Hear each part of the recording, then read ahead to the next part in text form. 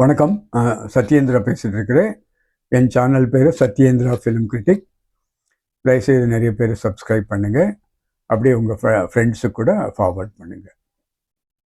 இன்றைக்கி பராசக்தி என்ன ஒரு படத்தை பற்றி பேசிகிட்டு இருக்கிறோம். இன்றைக்கி தான் பார்த்தேன். கமலா தியேட்டரில் காலையில் 9 o'clock ஷோ பார்த்தேன்.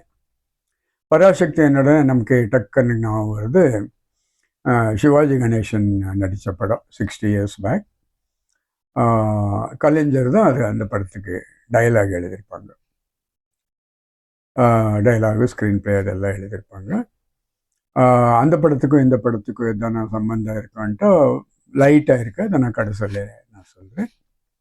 இந்த பராசக்தியில் சிவகார்த்தியன் லீட் ரோல் பண்ணியிருப்பாங்க. அதர்வா ஒரு நல்ல கேரக்டராக வர்றாங்க. சிவகார்த்தியன் பிரதர் மாதிரி வர்றாங்க. ஸ்ரீலீலா ஒரு ஒரு பக்கத்தை வீட்டு பொண்ணு மாதிரி, ஒரு பெரிய எம்எல்ஏ பொண்ணு மாதிரி. அவள் சிவகார்த்தியனோட கான்டாக்டில் இருந்துகிட்டே இருக்கான். அவங்க வீட்டுக்கு போயிட்டு இருப்பான், வந்துட்டு அவங்க வீட்டுக்கு போயிட்டு இருப்பான், வந்துட்டு இருப்பான்.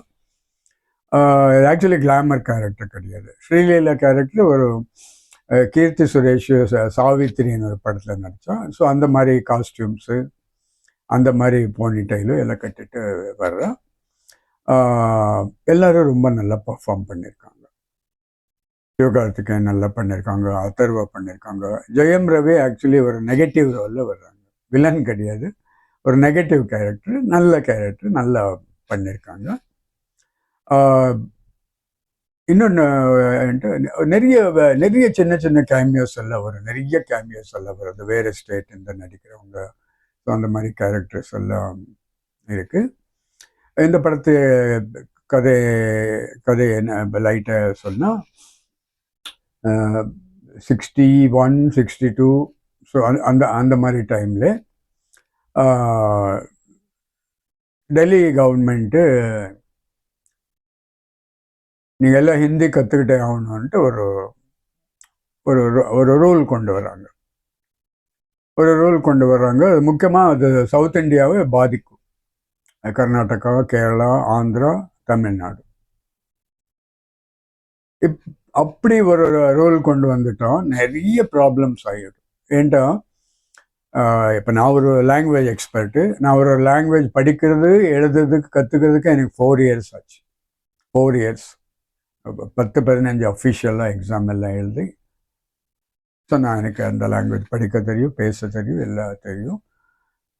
ஸோ நீங்கள் உங்கள் லைஃப்பில் 1000 ப்ராப்ளம்ஸ் இருக்கும். நீங்கள் உட்காந்து தமிழ் எழுதுறது, படிக்கிறது எல்லாம் கற்றுக்க முடியாது. அப்போது அந்த மாதிரி பட் அது நம்ம வாழ்க்கையில் அது தேவையில்லை. பட் உங்கள் மேலே ஒரு கவர்மெண்ட் ஒரு ஆதார் கார்டு மாதிரி, அதில் ஒரு 2000 rupees நோட்டு திடீர்னு ஒரே நைட்டில் எல்லாம் நீங்கள் மாற்றணும். அப்படி திடீர்னு எதனா கொண்டு வரும்போது ரொம்ப கஷ்டமாக இருக்கும். அப்போ நமக்கு ஒரு ஹிந்தி கொண்டு வந்துட்டாங்கன்னு வச்சுக்கோங்களேன். எல்லா ஸ்டேட்லேயும் அது வந்துச்சு. இது நடந்தது தமிழ்நாட்டில். நமக்கு இப்போ ட்ரெயின் ஏறணுன்ட்டு எந்த ட்ரெயினும் தெரியாது, ஹிந்தி மொழியில் எழுதியிருக்கும். ரோடு பேரெல்லாம் ஹிந்தியில் மாற்றிட்டோம், நமக்கு ஹிந்தி தெரியாது, எந்த ரோடுன்னு தெரியாது, எந்த பஸ்ஸுன்னு தெரியாது. ஹோட்டலில் போனால் அங்கெல்லாம் ஹிந்தியில் எழுதுனா நமக்கு என்ன சாப்பிட்ணுன்னு கூட தெரியாது. இந்த மாதிரி ப்ராப்ளம்ஸ் எல்லாம் இருக்குது. அண்டு அந்த டைமில் 1960 பார்த்தோம், நம்ம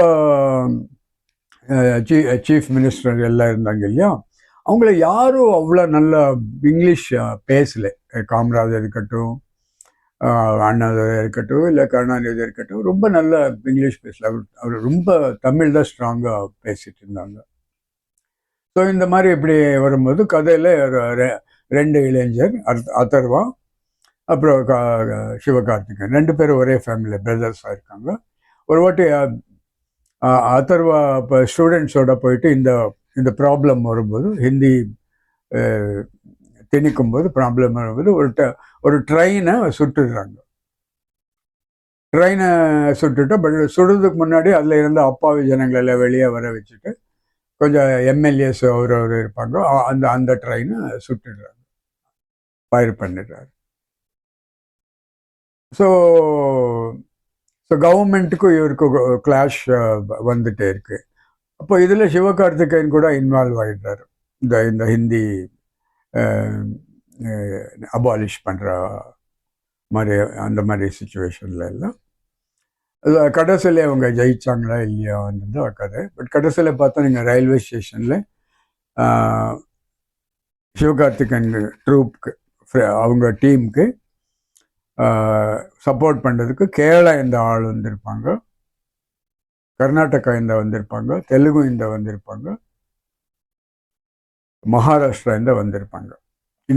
இவங்க தமிழ் லாங்குவேஜ் ஹிந்தி திணிக்கக்கூடாதுன்னு சொல்றதுக்கு இவங்களோட போராட்டம் பண்ணுறதுக்கு அந்த ஊரில் காலேஜ் பசங்க இளைஞர் எல்லாம் வந்திருக்காங்க. கடைசியில் அந்த அந்த இது அபாலிஷ் பண்ணுறாரு. இந்த படத்தில் எங்கேயும் பிரிட்டிஷ் காட்டவே மாட்டாங்க. பிரிட்டிஷ் இந்த கதையில் வரவே மாட்டாங்க. ஏன்டா இது 1960 கதை. ஸோ 1947-48 பிரிட்டிஷ் எல்லாம் இந்தியா விட்டு போயிட்டாங்க. அதனால பிரிட்டிஷ் தேவையில்லை. பட் பிரிட்டிஷ் அவங்க போகிறதுக்கு முன்னாடி அவன் ஒரு 1000 ரூல்ஸ் வச்சு போனான். அந்த ரூல்ஸ் தான் இப்போ நார்த் இந்தியாலேயோ டெல்லியிலையோ பிரைம் மினிஸ்டர்ஸோ அந்த ரூல்ஸு ஃபாலோ பண்ணும். ஏன்ட்டா அவங்களெல்லாம் most of the high class Brahmins தான் அவர்கிட்ட ஒர்க் பண்ணிட்டு இருந்தார். ஒரு வக்கீல், ஒரு ஜட்ஜு, ஒரு அட்வைசரு, அந்த மாதிரி அவங்க தான் இருந்தாங்க. ஸோ இந்த நார்த் இருந்தால் இந்த லாங்குவேஜ் இது கொண்டு வந்துட்டாங்க. இதுக்காக போராட்டம் பண்ணுறாரு. போராட்டம் பண்ணிட்டு கடைசியில் அது கோர்ட்டில் ஒரு தீர்மானம் வருது, இல்லை நமக்கு அப்படி ஹிந்தி ஃபோர்ஸ் பண்ண வேண்டாம், இவங்க தமிழும் இங்கிலீஷும் 2 இருந்தால் போதும், அதில் அவங்க மேனேஜ் பண்ணிக்கிறாங்க. அந்த மாதிரி ஒரு தீர்ப்பு வரும். அதில் கதை முடியுது. 1960 கலைஞர், அண்ணாதுரை இவங்க 2 பேரில் இந்த மாதிரி விஷயத்துக்கு போராடிட்டு இருந்தாங்கன்ட்டு நமக்கு அவங்க ஹிஸ்ட்ரி படிக்கும்போது நமக்கு தெரியுது. பட் நிறைய பேர் சொல்கிறாரு இதில் சிவகார்த்திகன் கேரக்டர் தான் கருணாநிதி கேரக்டர்னு சொல்கிறாங்க. அது நமக்கு டைரக்டாக படத்தில் சொல்ல. பட் கடைசியில் கருணாநிதி அண்ணாதுரை மாதிரி 2 பேர் நடந்து வர்றாரு படத்தில், சின்ன ஏஜில் 40-45 ஏஜில். ஸோ அப்போ நாங்கள் இமேஜின் பண்ணல, ஓ இவங்க 2 பேரும் அந்த ஒரு மூமெண்ட், ஹிந்தி ஸ்டாப்பிங் மூமெண்ட்டில் இவங்க 2 பேரும் இருந்தாங்கன்னு அப்படி தெரிஞ்சுக்கலாம். படம் ஃபர்ஸ்ட் ஹாஃபு ரொம்ப கொஞ்சம் ஸ்லோவாக இருக்குது, செகண்ட் ஹாஃப் ரொம்ப நல்லா இருக்குது. படம் 162 மினிட்ஸ். செகண்ட் ஹாஃப் ரொம்ப ஃபாஸ்ட்டாக போகிறது. ஒரு 4 சாங்ஸ் இருக்குது, ஃபஸ்ட் கிளாஸாக இருக்குது. ஜிவி பிரகாஷ் ரொம்ப நல்ல ரீரெக்கார்டிங் பண்ணியிருக்காங்க. சாங்ஸும் 4 இருக்குது. அதில் இது டோட்டலி நீங்கள் ஒரு பொலிட்டிக்கல் ஃபிலிம் எடுத்தால் எல்லாருக்கும் போர் அடிச்சு, அதனால் ஒரு 4 சாங்கு 3 டான்ஸ் அப்படி வச்சுருப்பாங்க. அது ஸ்ரீலீலா அண்ட் சிவகார்த்திகேயன் அவங்க டான்ஸ் பண்ணுறாரு. அது ஆக்சுவலி நினச்சா தூக்கி கூட வெளியே தூக்கி போடலாம். பட் நமக்கு ஆடியன்ஸை மைண்டில் வச்சு தான் படம் எடுக்கணும். நம்ம ஃபுல்லாக சீரியஸாக படம் எடுத்துகிட்டா நிறைய பேர் பார்க்க மாட்டாங்க. அதனால ஒரு 4 சாங்ஸ் போட்டிருக்காங்க. அந்த 4 சாங்ஸ் ஜிவி பிரகாஷ் ரொம்ப நல்ல மியூசிக் கம்போஸ் பண்ணியிருக்காங்க. சிவகார்த்திகேயன், ஜெயம் ரவி ஒரு நெகட்டிவ் கேரக்டரில் வர்றாரு, அதர்வா ஒரு கேரக்டரில் வர்றாரு. சின்ன சின்ன கேமியோஸில் நிறைய பேர் வர்றாங்க. கேரளா ஆர்டிஸ்ட்டு, கர்நாடகா ஆர்டிஸ்ட்டு, அப்படியெல்லாம் நிறைய பேர் வர்றாங்க. எல்லாம் ரொம்ப நல்லா நடிச்சிருக்காரு. அப்புறம் ரொம்ப சுதா கொங்காரா இவரை ரொம்ப பாராட்டணும். இது அவங்களுக்கு 3வது படம். ஃபர்ஸ்ட் படம் மாதவனை வச்சு எடுத்தார், பாக்ஸர் சப்ஜெக்ட். ரொம்ப நல்லா இருந்தது படம். ஒரு லேடி டைரக்டர் ஒரு பாக்ஸிங் சப்ஜெக்டாக எவ்வளோ அழகாக எடுத்திருந்தோம். ஃபர்ஸ்ட் கிளாஸாக இருந்தது படம். அது கமர்ஷியலில் கூட சக்ஸஸ் ஆச்சு. அதுக்கப்புறம் Suriya, I think Aishwarya Rajesh and Vijay Sethupathi இருக்காங்கன்னு நினைக்கிறேன். அது ஒரு படம், அதுவும் நல்லா போச்சு. அந்த படமும் ரொம்ப ரொம்ப பவர்ஃபுல்லாக இருந்தது. ஐஸ்வர்யா ராஜேஷ் ரொம்ப ரொம்ப நல்லா ஆக்ட் பண்ணியிருந்தோம். இது 3வது படம். இப்போ சுதா கொங்காரா நடிச்சிருந்தா அவங்க 2 படம் பயங்கர சக்ஸஸ்ஃபுல் கொடுத்துருக்காரு. அவருக்கு 500 கோடி பட்ஜெட்டில் அவர் ப்ரொடியூசர் வர வாய்ப்புகள் நிறைய இருக்குது. ஆக்சுவலி அவங்க கேட்ட ரஜினி கால் ஷீட்டும் கிடச்சிருக்கலாம், கமல் கால் ஷீட்டும் கிடச்சிருக்கலாம். அவங்க அந்த பக்கம் போகல. அவர் ஒரு நல்ல சப்ஜெக்ட் எடுக்கலான்ட்டு அந்த ஹிந்தி மூமெண்ட் இருந்தது இல்லையா, 58-60 1958-60 இந்தியாவில் தமிழ்நாட்டில் இருந்தது இல்லையா, அதை கான்சென்ட்ரேட் பண்ணி கொஞ்சம் ஹிஸ்ட்ரியலில் படிச்சுட்டு அழகாக படம் பண்ணியிருக்காங்க. ரொம்ப நல்லா பண்ணியிருக்காங்க. நமக்கு இந்த இந்த ஒரு 3-4 வருஷமாக ஒரு பெஸ்ட் லேடி டைரக்டர் தமிழ்லன்ட்டு அவங்க தான் சொல்லணும். அப்படி சொல்லக்கூடாது. நான் பேட் கேர்ள் படம் பார்த்தேன், அந்த பொண்ணு கூட ரொம்ப ரொம்ப நல்லா டைரக்ட் பண்ணியிருந்தான். பட் இவங்க மூணாவது படம் பண்ணிட்டு இருக்காரு. 2 படம் பயங்கர சக்ஸஸ்ஃபுல்லு. டைலாக்ஸ் எல்லாம் ரொம்ப நல்லா இருக்குது. இது காஸ்டியூம்ஸு அந்த காலத்து 1960 என்னென்ன காஸ்டியூம்ஸு, அந்த அந்த பீரியடில் என்னென்ன இது அதெல்லாம் எப்படி என்ன மெயின்டைன் பண்ணும், அந்த மாதிரி விஷயங்களெல்லாம் ரொம்ப நாஜுக்காக பண்ணியிருக்காங்க. பட் இவங்களெல்லாம் நல்லா நடிச்சிருக்காங்க. பட் ஏன் நடிச்சிருக்காங்கன்ட்டு சுதா கொங்காரா அவர்கிட்ட அந்த மாதிரி நடிப்பு வாங்கியிருக்காரு. இப்போ பார்த்தா ஜெயம் ரவி எல்லாம் ரொம்ப கிரேட்டஸ்ட் கேரக்டர்லாம் கிடையாது. அவர் ஒரு ஆவரேஜ் குட் ஆக்டர்.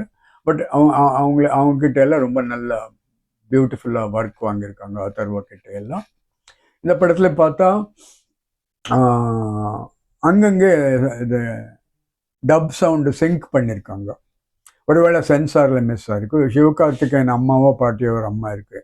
அவர் 2-3 வாட்டி பேசும்போது சவுண்டு கட் ஆகிடும். அது சென்சாரில் ஏதோ ப்ராப்ளமாக இருக்குது, நமக்கு என்னன்னு தெரியாது.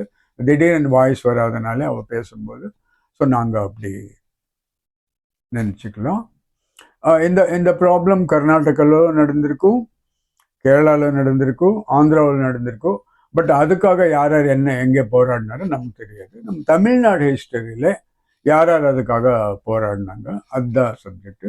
பட் நிறைய யூடியூப் சேனலில் என்ன சொல்கிறாங்கன்ட்டா சிவகார்த்திகேயன் தான் கருணாநிதி கேரக்டர் பண்ணியிருக்காங்க அப்படி சொல்ல. நமக்கு டைரக்ட் ஹிண்ட் கிடைக்காது.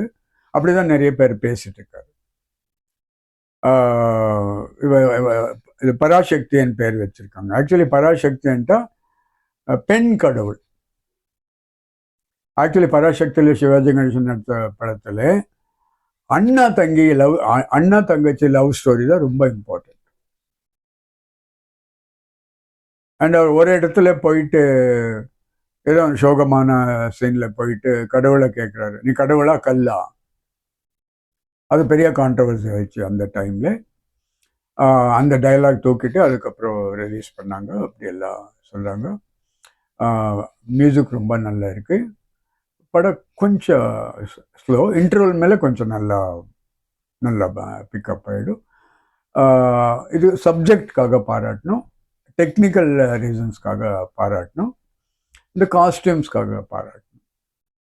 அண்டு ஏதோ ஒரு இந்தியன் 2 மாதிரியோ இல்லை சங்கர் கேம் ஓவரோ கேம் சேஞ்சரோ அந்த மாதிரி படம் மாதிரி இல்லாமல் ஒரு அழகான கதையை சொல்கிறதுக்கு ட்ரை பண்ணியிருக்காங்க. 2 படமும் ஜனநாயகனும் இது 2ம் கொஞ்சம் பொலிட்டிக்கல் அண்டர் டோன் இருக்குது. ஏன்டா இது இந்த லாங்குவேஜுக்கு போராடினவங்களாம் மோஸ்ட்லி டிஎம்கேக்கு சேர்ந்தவங்க அந்த டைமில். ஸோ இப்போ டிஎம்கே கவர்மெண்ட்டு ப்ரெசண்ட் இதில் ஆட்சி பண்ணிட்டு இருக்காங்க. ஸோ அதனால் இன்டைரக்டாக இந்த படம் இந்த டிஎம்கே கவர்மெண்ட்டை பூஸ்ட் பண்ணுற மாதிரி கூட வந்திருக்கலாம். ஆனால் டைரக்டாக எங்கேயோ ரொம்ப டைரக்டாக எங்கேயோ அந்த இதில் அங்கேயோ சின்ன சின்ன ஹிண்ட்ஸ் எல்லாம் இருக்குது. படம் ரொம்ப நல்லா இருக்குது. சுதா கொங்காருக்கு இந்த கங்க்ராட்ஸ். ஒரு லேடி டைரக்டரு. அவர் நினச்சா நிறைய பயங்கரமான கமர்ஷியல் படம் எல்லாம் பண்ணியிருக்கலாம். பட் ஆனால் கூட இந்த மாதிரி பண்ண சப்ஜெக்ட் எல்லாம் ரொம்ப நல்ல ஸ்டார்ஸ் இருந்தால் கூட அவங்கள வச்சு ஒரு நல்ல சப்ஜெக்ட் பண்ணிட்டு இருந்தா அதே மாதிரி இங்கே பண்ணியிருக்காங்க. பட் இது நமக்கு ஃபுல்லாக இது சிவகார்த்திகேயன் படம்னு சொல்ல முடியாது. என்கிட்ட கிட்டக்கிட்ட படத்தில் ஒரு நிறைய கேரக்டர் டிவைட் ஆகுது. ஜெயம் ரவி கொஞ்சம் பெரிய கேரக்டரு, அதர்வா கொஞ்சம் character, Sreeleela actually heroine material. இதில் ஒரு கேரக்டர் மாதிரி யூஸ் பண்ணுறாங்க. அந்த சாங்கில் டான்ஸில் வரும்போது அவள் அழகாக இருப்பாள். ஆக்சுவலி பார்த்தா சிவகார்த்திகேயன் படத்தில் ஒரு 35% தான் வர்றாங்க. 35 டு ஹையஸ்ட் 40% தான் வர்றாங்க. ஸோ 4 கேரக்டர் டிவைட் ஆகிடும், டைமும் ஸ்பேஸும் படத்தில் டிவைட் ஆகிடும். பட் சிவகார்த்திகேயன் ரொம்ப நல்லா ஆக்ட் பண்ணியிருக்காங்க. பட் இந்த படம் நமக்கு எப்படி போகிறதுன்னு நம்ம கையில் கிடையாது. நல்லா ஓடுதா இல்லையா அது நம்ம கையில் கிடையாது. பட் இது ஒரு வெரி குட் அட்டெம்ப்ட், நல்ல அட்டெம்ப்ட். ஒரு ஹிஸ்ட்ரியில், நம்ம தமிழ்நாடு ஹிஸ்ட்ரியில் நடந்த ஒரு விஷயம். அது ரொம்ப அழகாக சுதா கொங்கார சொல்லியிருக்காங்க. சிவகார்த்திகேயனுக்கு லெட்ஸே ஒரு 60-75 lakhs ஃபேன்ஸ் இருக்காங்கன்னு வச்சுக்கோங்க. அவங்களெல்லாம் இந்த படம் பார்க்கலாம். அது இல்லாமல் வேறவர் கூட பார்க்கலாம், இல்லை அந்த பொலிட்டிக்கல் பார்ட்டிக்கு சம்மந்தப்பட்டவர் பார்க்கலாம். பட் விஜய்க்கு ஜனநாயகனுக்கு வர்ற க்ரௌடு இதுக்கு வருதுன்னு சொல்ல முடியாது. விஜய்க்கு ஃபேன்ஸ் எல்லாம் 5 crores 6 crores எல்லாம் இருக்காங்க. Not only in Tamil Nadu, through out. இல்லை இந்த மலேசியாவில் ஒரு டிக்கெட் 20,000 ரூபாய், 85,000 பேர். ஃப்ரண்ட் சீட்டு 3 சீட்டு 1 lakh விஜயோட பக்கத்தில் உட்கார்றதுக்கு. ஸோ இது ஆக்சுவலி இது ஒரு மாதிரி பெய்டு ஆடியோ ஃபங்க்ஷன். டிக்கெட் விற்க ட்ராமா பண்ணுறாங்களே அந்த மாதிரி. இப்போ 85,000 டிக்கெட்ஸ் போயிருக்கு, ஃபுல்லாக இருக்குது. ஸோ அந்த மாதிரி இப்போது எந்த ஆக்டருக்கு போகிறதுன்னு சொல்ல முடியாது. அப்படி பார்த்தா விஜய் தான்.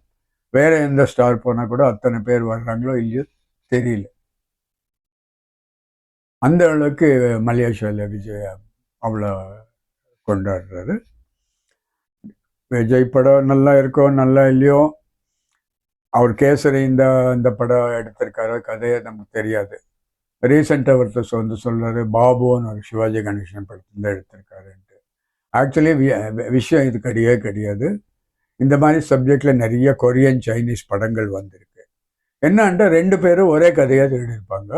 ஸோ அதனால் நம்ம ஃபஸ்ட்டு கேசரி வந்ததுனால இந்த கேசரி படம் காப்பி அடிச்சிருக்காருன்ட்டு அப்படி நிறையா யூடியூப்பில் விஜயை பிடிச்சவங்க பிடிக்காதவங்க அதை பற்றி எல்லாம் பேசிகிட்டு இருக்காங்க.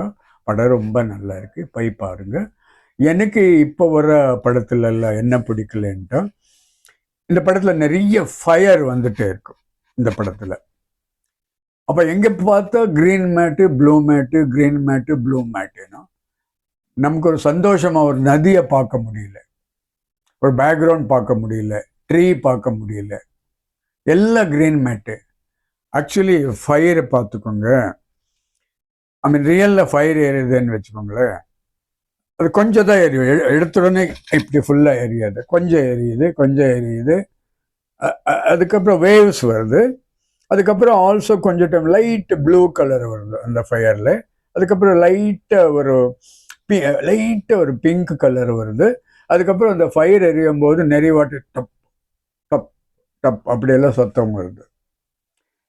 இந்த ஃபயர் எல்லாம் ரொம்ப பார்க்கறது கன்றாவியாக இருக்கும். இந்த விஎஃப்எக்ஸ் ஃபயராக இருக்கட்டும், இந்த ப்ளூ மேட்டு க்ரீன் மேட்டு யூஸ் பண்ணிட்டு எடுத்திருக்காங்க இல்லையா, அதெல்லாம் கொஞ்சம் என்ஜாய் பண்ணுற மாதிரி இல்லை. இப்போ நம்ம கொஞ்சம் ஒரு 5 வருஷம் 10 வருஷம் 8 வருஷம் 20 வருஷம் முன்னாடி எல்லாரும் லொக்கேஷன் போயிட்டு லொக்கேஷனில் தான் ஷூட் பண்ணிட்டாங்க. இப்போ ஃபிஜி ஐலாண்டில் ஒரு சீன் நடக்குதுன்னு வச்சுக்கோங்களேன், ஹவாய் ஐலாண்டில். அங்கே தான் ஷூட் பண்ணுறாரு. அங்கே பியூட்டிஃபுல் ப்ளூ கலர் வாட்டர் இருக்கும், பியூட்டிஃபுல் ப்ளூ கலர் வாட்டர். அந்த கண்ணில் பார்த்தாலே உள்ளே இருக்கிற கல் மீன் எல்லாம் தெரியுது. ஸோ இந்த VFX and blue matte green matte செலவு குறைக்கலாம், டைம் குறைக்கலாம், தவிர அது ஒரு படத்தை குவாலிட்டியாக டீக்ரேட் பண்ணிட்டு இருக்கு. ஃபார் எக்ஸாம்பிள் நான் கங்கவா பார்க்கும்போது ஒரு சின்ன பையனா சூர்யா சென்டரில் உட்கார வச்சுட்டு ஒரு ஃபால்ஸ், அந்த ஃபால்ஸில் சென்டரில் உட்கார வச்சுட்டு தண்ணி ஓடிட்டுருக்கும், ஃப்ரண்ட்டில் ஓடிட்டுருக்கும். அங்கே உட்காந்து அவனோட ஒரு சீன் பண்ணுறாரு. ரொம்ப ரொம்ப நல்லா இருந்தது. நமக்கு ஒரு லொக்கேஷன் நீங்கள் காட்டினா நாங்கள் அந்த லொக்கேஷனில் இருக்கிற மாதிரி ஒரு ஃபீல் வரும். இப்போ ஃபார் எக்ஸாம்பிள் காந்தாரா எடுத்துக்கோங்களேன், அது ப்ளூ மேட்டோ க்ரீன் மேட்டோ நமக்கு தெரியாது. பட் நாங்கள் ஒரு ஃபாரஸ்டில் இருந்தோம், அந்த ஒரு ஃபீலிங் வருது. அந்த மாதிரி இந்த படத்தில் வர்ற ஃபயரு வேறு நமக்கு ஓரளவுக்கு தெரியும் நாலேஜ் ப்ளூ மேட்டோ க்ரீன் மேட்டோன்ட்டு. ஸோ அதனால் அந்த பேக்ரவுண்ட் சீன்ஸ் எல்லாம் அவ்வளோ நல்லா இல்லை. இவர் டைம் சேவ் பண்ணுறதுக்கு மணி சேவ் பண்ணுறதுக்கு பண்ணுறாரு. ஸோ இது முன்னாடி இது ஒரு 40-50 இயர்ஸ் பேக்கெல்லாம் இது back screen back projection front projection அப்படி தான் சொல்லிட்டு இருந்தார். இப்போ எம்ஜிஆர் குதிரை மேலே போயிட்டு இருந்தால் லாங் ஷார்ட்டில் காட்டுறாங்க தவிர மீதி அவரை ஸ்டூடியோவில் உட்காந்து குதிரை ஓட்டிட்டு இல்லை லாங் ஷார்ட்டு மிட் ஷார்ட்டு அப்படி தான் காட்டுறது. ஸோ இப்போ என்னென்னா பேக் ப்ரொஜெக்ஷனில் என்ன பண்ணுறது, ஒரு ஸ்க்ரீனில் ஸ்க்ரீன் மூவ் ஆகிற மாதிரி இல்லை ஃபாரஸ்ட் இருக்கிற மாதிரி அப்படி காட்டும் போது ஒரு ஃபாரஸ்ட்டில் இருக்காங்க.